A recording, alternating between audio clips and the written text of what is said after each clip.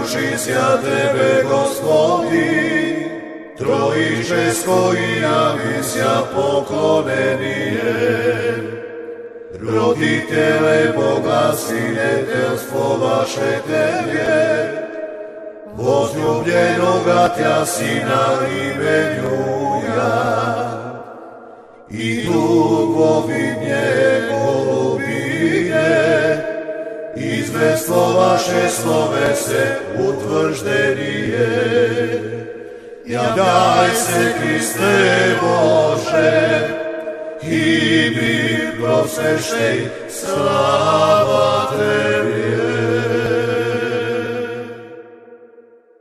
Помина речиси 5-6 месеци откако го направив документарниот запис и за манастирскиот комплекс во селото Оровник, чие име го носи на Света Петка Римјанка, чија светителка воедно е заштитник на селото Оровник, меѓу народот попозната како Света Петка Летна, чие празнување секое Господово лето се паѓа на 8 август, кога со Милчо Јосифовски, првиот меѓу еднаквите членови на црковно-манастирскиот одбор на 6 цркви и 2 манастири, начелно се договоривме да направам документарен запис и за богојавление меѓу народот попознат како водици.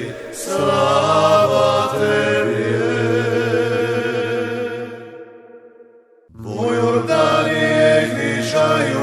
На Шам ден на водици во раните утрински сати со камазот тргнав на пат за Оровник и поречиси неполни 2 часа и 30 минути, наразно кажано, околу 6 часот и 30 минути пристигнав во селото Оровник, каде што ме пречека Милчо Јосифовски заедно со неговите соселани, кои во соборниот храм Свети Илија ги привршува празничните овогодишни водичарски подготовки, чија многовековна традиција продолжува и денес, заедно со еден од најпознатите не само во македонскиве, туку и балканскиве простори, во современава наша насущна денешница, антрополог, географ и историчар, а воедно и дел од менаџерскиот тим на продукцијата Маријово филм, професорот Драгослав Миновски, кој беше дојден во селото Оровник по нова истражувачка географска, антрополошка и историографска мисија,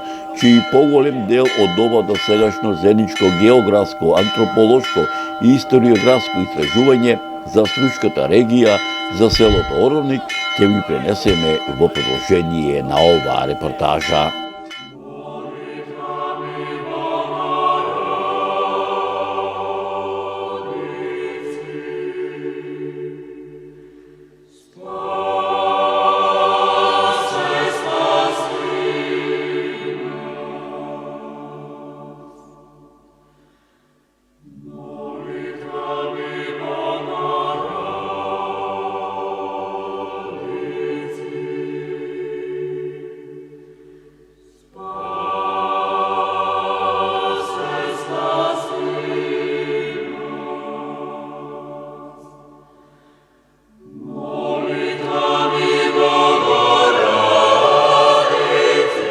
Почитувани мои, еве ова 2024 Господово лето, на сам ден на богојавление, продукцијата Маријово филм го продолжува своето путешествие низ нашите убави македонски села.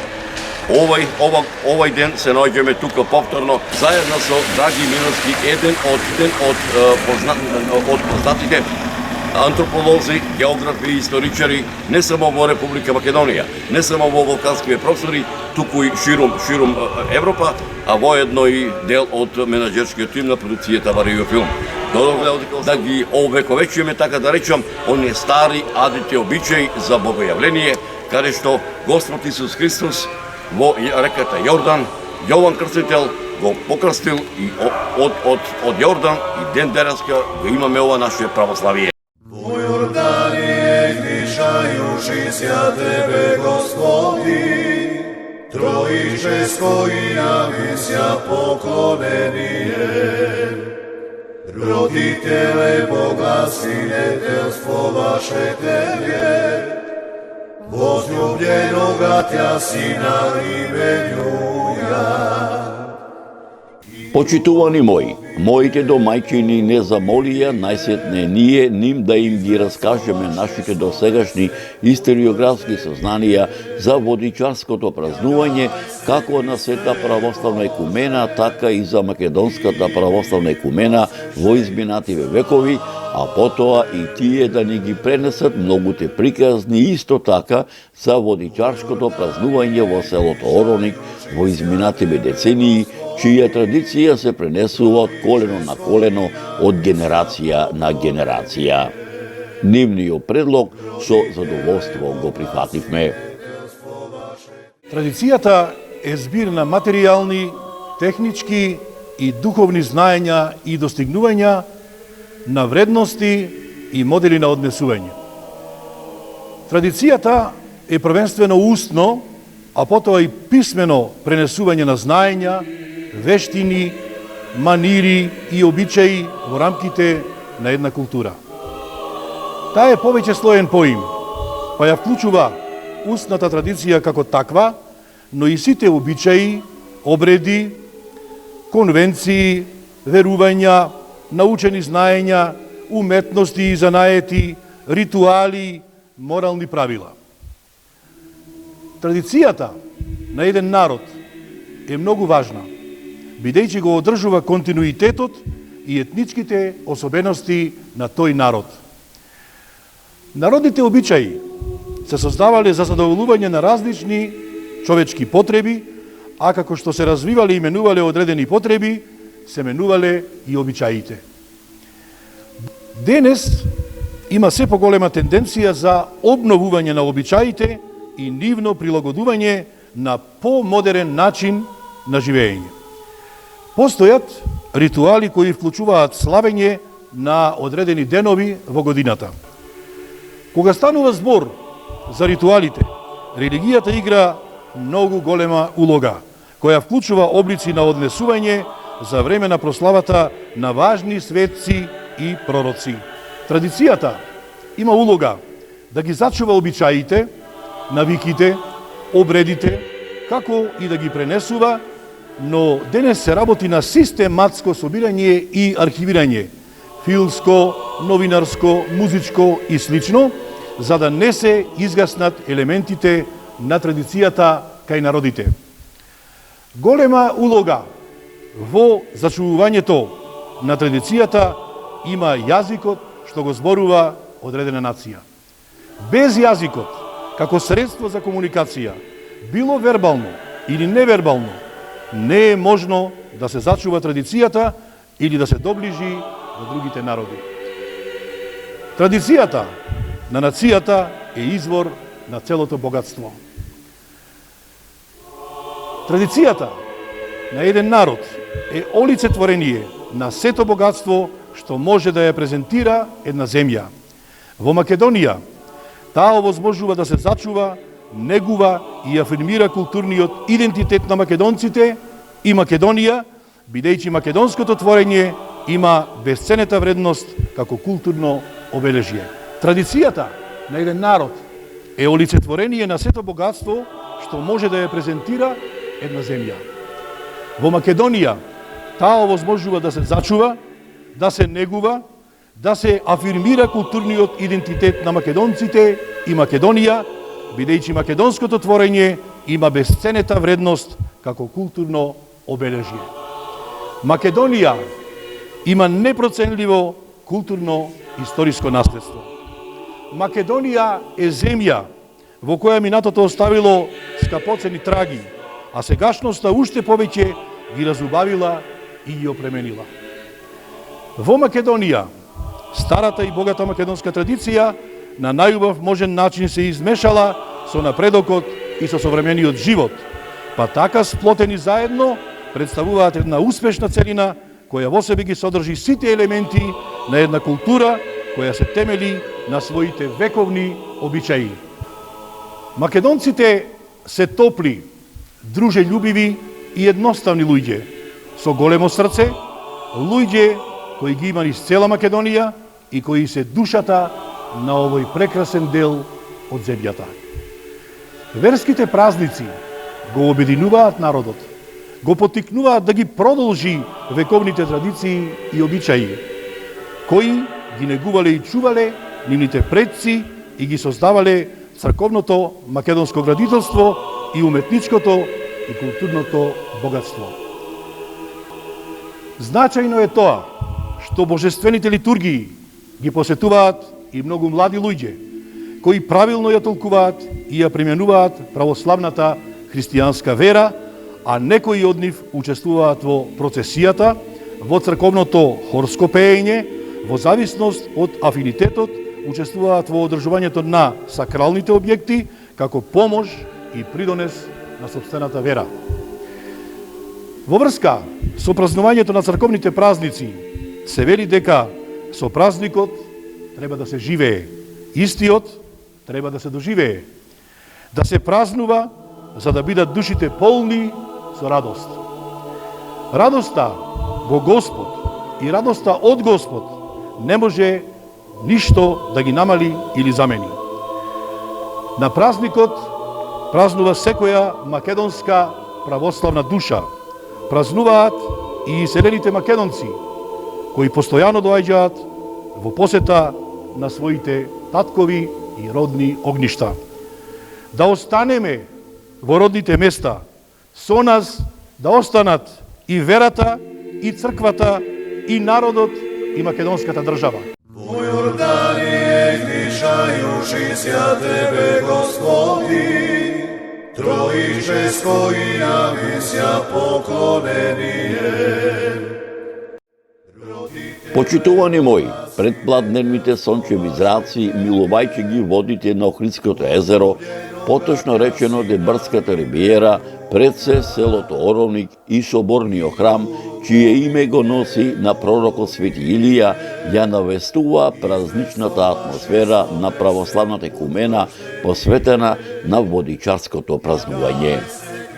Почитувани мои, како по стар адет и обичај, во предпладневните сати Питропот Климе Наумовски ја чукна камбаната, обзнанувајќи го празнувањето на православната екумена, посветена на Господовото богојавление, со тоа што им даде до знаење на соборскиот народ, дека набрзо ќе започне предпладневната водичарска богослужба. Од сите селски патчења и сокачења врв улици, а народ заедно со 7 овогодишни кумови и 23-цата одбор момчина, кои ќе се обидат еден од нив во своите раце да го има богојавленскиот крст во водите на Охридското езеро, поточно речено на Дебрско-Оровничката плажа, се зареди во правец на соборниот храм Свети Илија. Црковниот двор и храмот набрзо се исполни од соборски народ.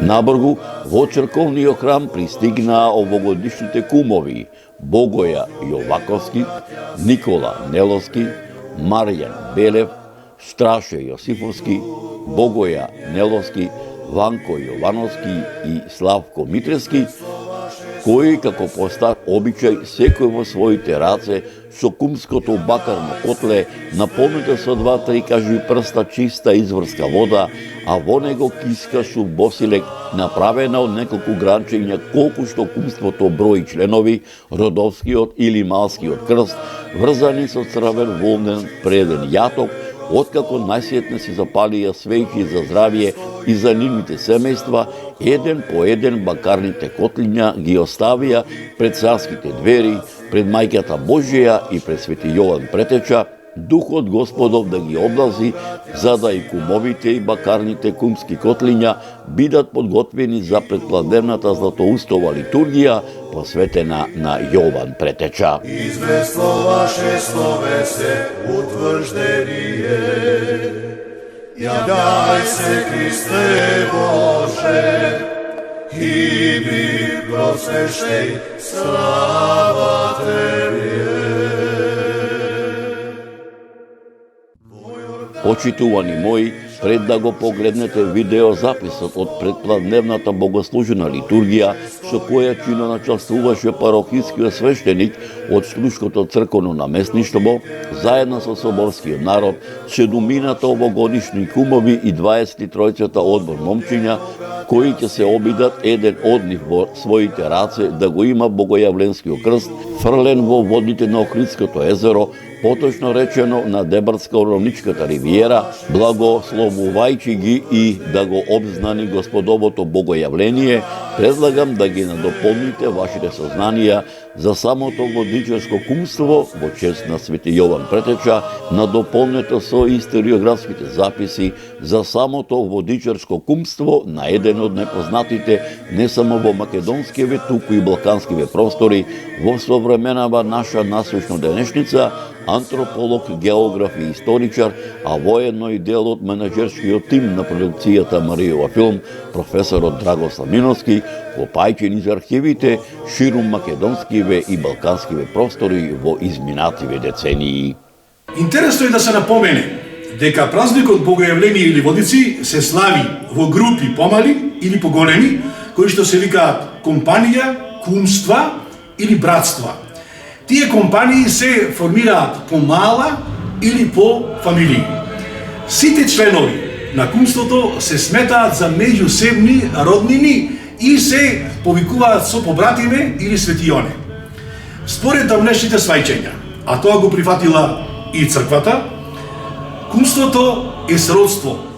А тоа значи дека она што важи за крвните роднини, важи и за кумовите, односно важи законот за екзогамијата.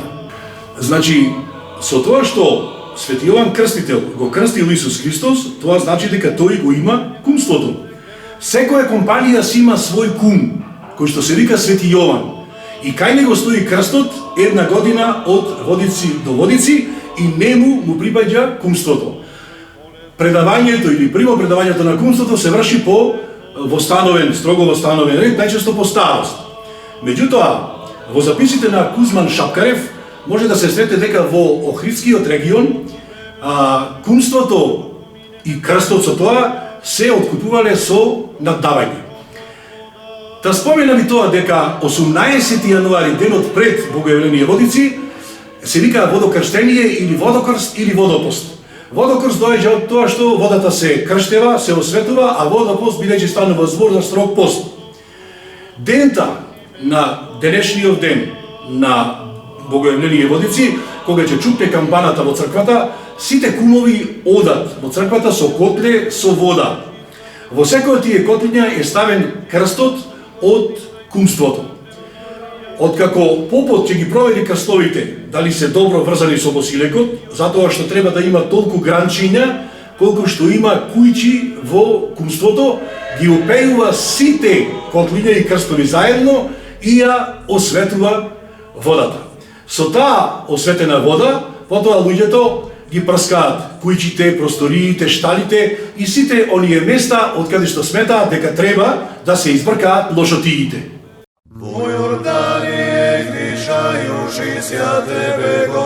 Почитувани мои, овој така да речем аудиовизуелен документарен воведен дел, посветен на самите водици, не би бил комплетен ако не ви пренесам поголем дел од предпладневната богослужена литургија, со која чино началствуваше парохискиот свештеник од Стручкото црковно наместништво заедно со соборскиот народ, 7 овогодишни кумови и 23 одбор момчиња во продолжение на оваа репортажа.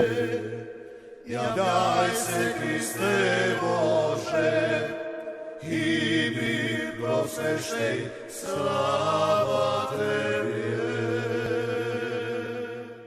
Безравнени и неизменни от Бога, слава Твою.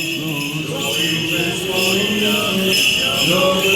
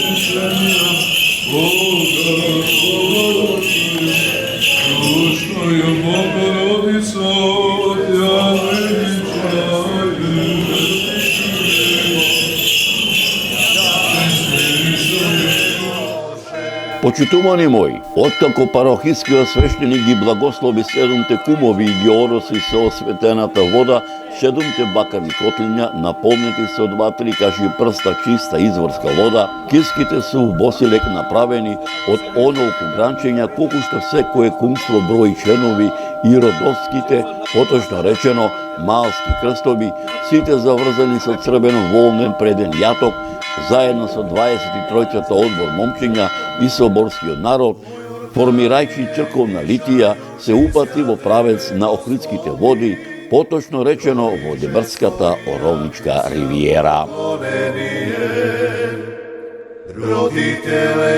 Почитувани мои, пред да го погледнете видеозаписот од литијата и осветувањето на Охридските води, со која чино начествуваше парохискиот свештеник од Стручкото црковно наместништво, заедно со соборскиот народ, 7 овогодишни кумови и 23-та одбор момчиња, кои ќе се обидат еден од нив во своите раце да го има богојавленскиот крст, фрлен во водите на Охридското езеро, поточно речено на Дебрско-оровничката ривиера, благословувајќи ги и го обзнани Господовото богојавление, предлагам да ги надополните вашите сознанија за пророкот Свети Јован Претеча со историографските записи со кои располагам, копајќи во архивите ширум македонските простори во продолжение на оваа репортажа. Возлюбљенога тја сина именуја и дугови njegov. Според христијанските сведоштва, раѓањето и службата на Светиот Христов Претеча ги прескажале пророците Исаија и Малахија, како и самиот архангел Гавриил. Јовановото рождество детално го изложил апостол Лука во своето Евангелие, во кое е запишано: во тоа време во земјата римска-јудејска живееше Захарија со својата жена Елисавета, кои се уште немале деца, што во тоа време се сметало за Божја казна и голема несреќа, бидејќи биле доста возрастни. Според преданието и двајцата постојано го молеле Господ да им даде рожба и Бог ја слушнал нивната молитва.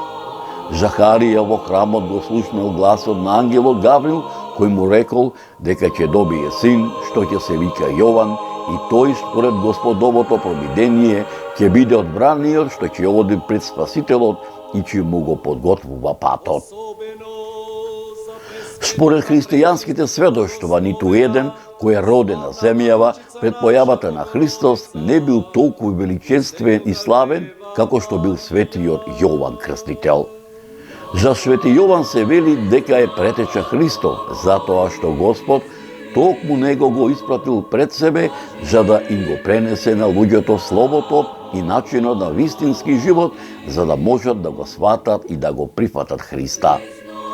Освен што е Христов претеча, за свети Јован се вели дека е глас кој вика во пустината. А пред да почне да говори, свети Јован и самиот беше во вистинска пустина, во Јорданската пустина, за да се сретне самија со себе, но и за да се сретне директно со Бога и така подготвен да излезе на проповед. Гласот кој вика во пустината е глас кон покаяние и живата вода која вечно ја напојува човечката душа, тоа е сончев зрак кој дава живот на овоземниот живот. Јован, пребивајќи цели 30 години во пустината, постојано се борел со своето срце, со својот живот и излегол на проповед. Затоа Евангелието не го нарекува пророк, туку глас. Глас, зашто тој толку многу се сродил со Божјата волја, станал еднаков со она животворно слово, кое било потребно да им го произнесе на луѓето за во нив повторно да засветли животот и повторно да се роди радоста. Затоа свети Јован е жив глас, а не обичен човек кој говори. Преку свети Јован говори лично Бог и ни ја објавува својата вечна и света волја. Впрочем, така говореле и сите светии, затоа што тие се Божии гласници и исполнители на Божјата волја. Јован отфрлил се земно за целосно да се предаде на Бога, па затоа бил повикан од пустината да влезе меѓу луѓето и да сведочи. Јован го ставил целиот свој живот во служба на Бога, не штедејќи се себе си, подготвен дури и со смрт да ја докаже вечната вистина. Свети Јован дојде во светот за да ја најави победата над доброто над злото, триумфот на среќата над несреќата и воспоставувањето на врска меѓу небото и земјата. Дојде за да го запре светот, за да не потоне во мракот и да не заталка од патот на Божјата правда и вистина. Дојде за да се бори за нешто кое е многу поголемо од сето она за што се борат обичните смртници, а тоа е Божиот закон. Дојде за да биде носител на Божите завети, гласник на вечниот живот, борец против злото и против разните злотвори. На победок биле големи настани кои требало да се случат и кои барале голем човек кој ќе биде во можност да ги благовести. И навистина преку устата на Свети Јован тие величествено биле најавени. Со својот моќен збор тој вистински го подготвил тогашниот свет, па затоа со нетрпеливост бил очекуван да дојде оној кој низ сите векови бил пророкуван како спасител на светот. Свети Јован бил достоен претеча на Спасителот и неговиот пат прекрасно го исправил. Иако Евангелието ни сведочи дека Јован е голем пред Господа, сепак неговото смирение и неговата снисходливост е бескрајна. Тој бил ставен дури и во затвор за своето праведно и честно слово. Во исто време Господ Исус Христос излегол на проповед, окружен со своите ученици и израчнал во полна мерка на својот земен повик. Јован, знаејќи дека му се приближува смртниот час, испратил своји ученици при Христа да го прашаат: кој е он? Дали е он очекуваниот Спасител или треба да очекуваат друг?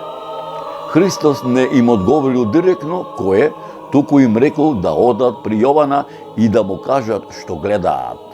Откако ги слушнал овие зборови, Свети Јован бил исполнен со блажена радост, зашто сватил дека неговиот труд не бил залуден и дека биле исполнети сите негови очекувања. Исполнен со такви чувства, Свети Јован без грижа на совеста, со цврста вера во воскресението, бил подготвен да ја положи својата глава под джелатовиот меч и триумфално да го заврши својот живот како вечен победник и вечен гласник на Божјата порака: покајте се. Според евангелистот Лука, во младоста Јован живеел во пустината во близина на долниот тек на реката Јордан. Кога наполнил 30 години, тој ја напуштил пустината и се вратил меѓу еврејскиот народ, каде што ги учил луѓето да се покајат и да се подготвуваат за доаѓањето на Спасителот. Според евангелистот Лука, Јован ја започнал својата проповед во 15-та година од царувањето на Тиберий, во времето на јудејскиот намесник Понти Пилат и Арод Антипа. Првичното место на служба му била Јорданската пустина, а потоа Јорданскиот брег. Тој често проповедал: по мене иде посилен од мене, пред кого не сум достоен да се наведнам и да му ги одврзам раменјата на неговите обувки. Јас ве крстив во вода, а тој ќе ве крсти во Светиот Дух. Во тоа време Исус се подготвувал за својата мисија, но според тогашните закони, учител можело да биде лице со наполнети 30 години. Затоа и Исус, кога наполнил 30 години, дошол на реката Јордан за да биде крстен. Јован, кој дотогаш го немал видено, според Евангелието, веднаш се сетил дека тој е Спасителот. Во почетокот, Јован го одвратил, велејќи му: јас треба од тебе да бидам крстен, а ти при мене ли доаѓаш? Јован постојано ги проповедал позитивните животни принципи и жестоко го критикувал неморалот, лагите и развратот, кои во тоа време во Римското царство го достигнувале својот врв. Посебно на удар на неговите критики бил управникот на Галилеја Ирод Антипа. Тој бил синот на стариот Ирод, оној што наредил да се заколат сите деца во Витлеем во времето кога требало да се роди Исус Христос. Ирод Антипа бил оженет со ќерката на арапскиот кнез по име Арета. Но тој ја истерал својата законита жена и се оженил со својата снаа Иродијада, жената на својот брат Филип, кој бил жив. Иродијада со себе ја довела и својата ќерка од првиот брак Саломија.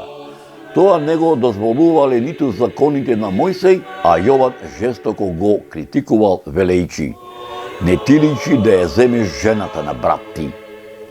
Особено лута и осветољубива била Иродијада. Таа чекала прилика да му се освети. Ирод организирал прослава на својот роден ден со присуство на мноштво народ, меѓу кои и највидните државни првенци, каде што обилно се пиело, се играло, се јадело и пеело. Одеднаш се појавила Саломија, ќерката на Иродијада, која што со својата игра толку го занела Ирода, што тој и ветил дека во тој момент ќе исполни секаква желба, ќе и даде се што ќе посака, дури и да се работи за половината од царството. Саломија не знаела што да посака, па отишла да се посоветува со својата мајка. Па косната мајка, која долго го чекала овој час, зашто не можела да му го прости Јовановото јавно разобличување на неморалот, веднаш и рекла да ја побара главата на Јован. Кога Саломија тоа го соопштила на Ирода, тој се изненадил, но ветувањето дадено пред многу народ го обврзувало и морал да го исполни. Откако Јован бил убиен по желба и наговор на злобната Иродијада, жената на царот Ирод, притоа отсекувајќи му ја главата, Иродијада наредила да не му ја погребуваат заедно со телото, затоа што се плашела дека пророкот Јован би можел некако да воскресне. Затоа ја зеле неговата глава и ја закопале на едно скриено и безчестно место длабоко во земјата. Нејзината дворејанка Јоана, жената на Хуза, не можела да трпи главата на Божиот човек да остане на она безчестно место, па тајно ја откопала и ја однела во Ерусалим и ја закопала на Елеонската гора. Според преданието, телото на Јован го зеле неговите ученици и го погребале во градот Севастија, а евангелистот Лука подосна моштите, поточно речено десната рака на Свети Јован ја погребал во градот Антохија, каде што секоја година пророковата рака била изнесувана.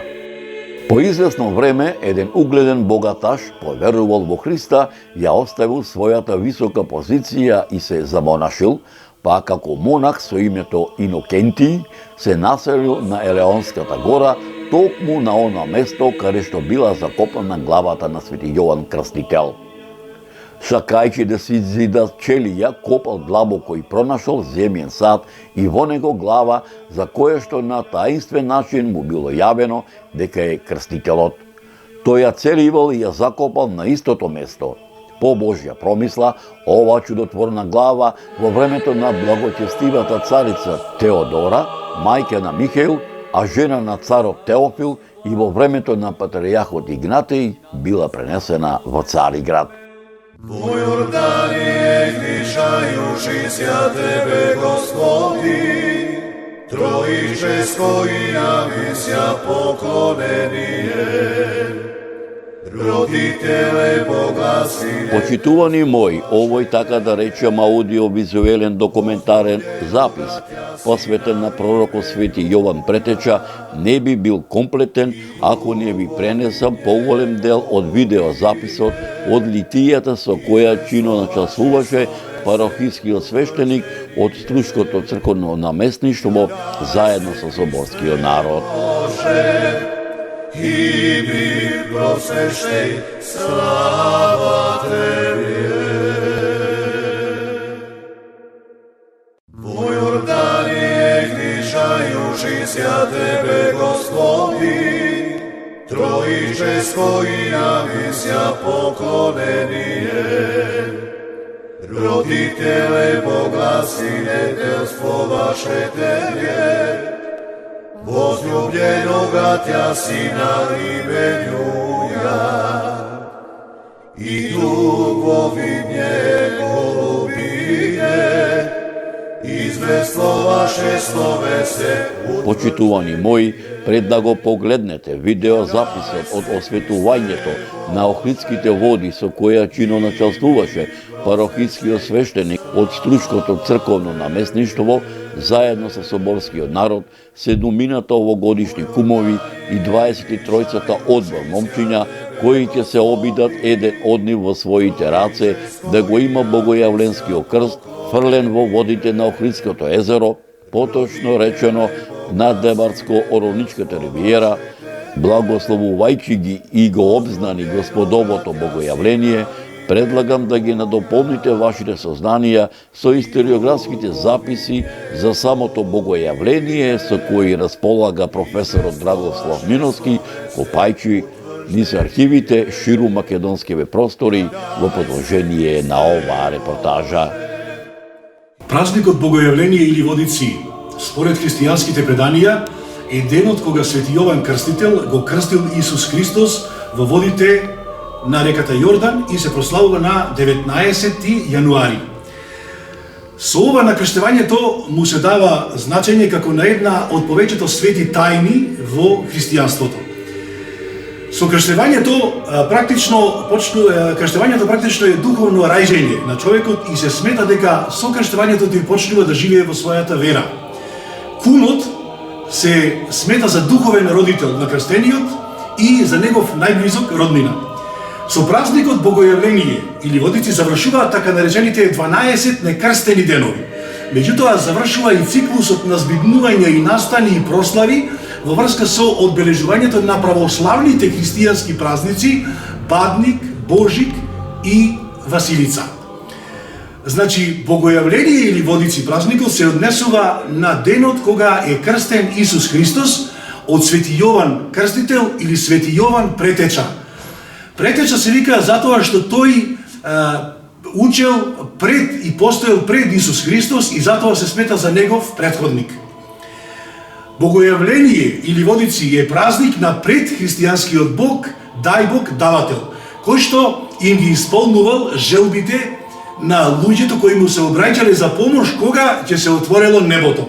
Имено, според преданијата, спроти празникот Ноќта, длабоко во ноќта, значи во глувот доба, кога ќе се отворело небото, сите оние што овој миг ќе го дочекале будни, значи на сите ним Бог им ги исполнувал нивните барања и нивните желби. Богојавление или Водици се прославува 2 дена, на 19 и 20 јануари. На 19 јануари се вика во Јордан или Машки Водици, а додека на 20 јануари е собир на Свети Јован Крстител или женски водици. Денес, на овој светол ден, во Македонија во сите поголеми води, реки, езера, базенти, свештениците го фрлаат ритуалниот крст и по него скокаат верниците за да го фатат и обично се пуштаат да скока непарен број на скокачи, да речам така, и се смета дека на овој ден сите води се крстени и оној што ќе го фати крстот ќе биде среќен во наредната година. Почитувани мои, овој така да речем аудиовизуелен документарен запис не би бил комплетен ако не би пренесам поголем дел од видеозаписот од осветувањето на Охридските води со која чино началствуваше парохискиот свештеник од Стручкото црковно наместништво заедно со соборскиот народ, 7 овогодишни кумови и 23-цата одбор момчиња во продолжение на оваа репортажа.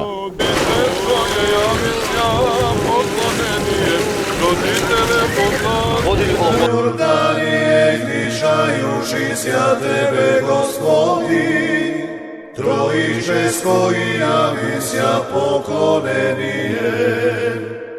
Родителе, богословителство ваше Тебе, возлюбленога Тя Сина именуја, i Duh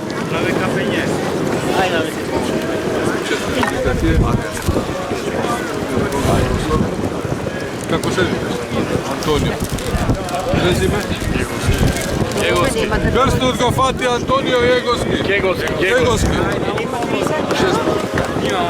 Kaj, kada ti imaš? Škola, kaj je tu da bi došlo? Tebe, Gospodi, Trojičesko i navisja poklonenije. Roditele, Boga, siniteljstvo vaše Tebe. Почитувани мои, Бога ми мерак ми беше што ете Господ и мене ме донесе да дојдам во селото Оровник за водици. Ги оставам моите оровци да се ги празнуваат водичарските празници со едно ветување дека пак повторно ќе дојдам во Оровник за да Господ на сите нам здравие да ни дава. I mi prosveštej, slava Tebi. Vo Jordanije gnišajušisja Tebe, Gospodi, Trojičesko i navisja poklonenije. Roditele, Boga, siniteljstvo vaše Tebe, возлюбленого Тя Сина именуя.